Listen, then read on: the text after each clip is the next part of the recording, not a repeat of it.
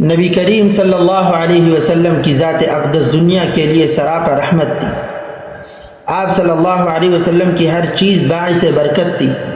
صحابہ کرام رضی اللہ عنہم جو آپ سے بے پناہ محبت کرتے تھے، آپ کے تبرکات کو بڑی تعظیم و تقدیس کے ساتھ محفوظ رکھتے اور ان سے برکت حاصل کرتے۔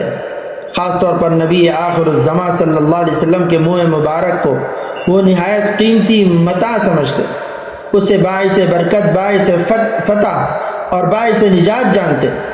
اسی لیے آپ صلی اللہ علیہ وسلم کے ہر قیمتی یعنی بالوں سے وہ اپنے کفن میں رکھنے اور قبر میں ساتھ لے جانے کی وصیت کرتے تاکہ یہ ان کے لیے نجات اور مغفرت کا ذریعہ بنے۔ اللہ اکبر۔ اس عقیدت کا اندازہ ہمیں کئی احادیث مبارکہ سے ہوتا ہے جن میں صحابہ کرام رضی اللہ عنہم کا یہ طرز عمل واضح طور پر نظر آتا ہے۔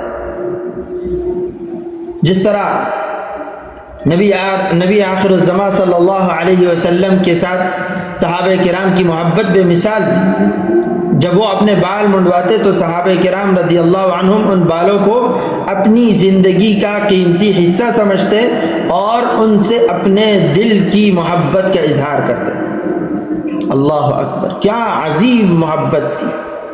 نبی صلی اللہ علیہ وسلم کی ہستی کی عظمت اور ان سے محبت کا یہ غماز تھا کہ صحابہ کرام رضوان اللہ عنہم اجمعین نے نبی کریم صلی اللہ علیہ وسلم کے جسم سے نکلنے والے ہر شے کو اپنی زندگی کی قیمتی چیزوں میں شامل کیا۔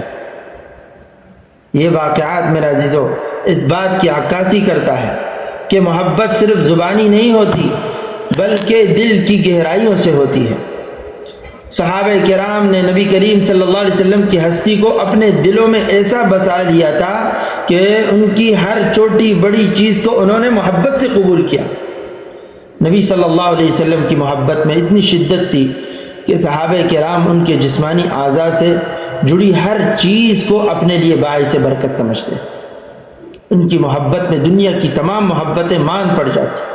ان کے دلوں میں نبی آخر الزماں صلی اللہ علیہ وسلم کی محبت ایسی مستحکم تھی کہ وہ ہر کام میں ان کی رضا کو مقدم رکھتے۔ اللہ اکبر۔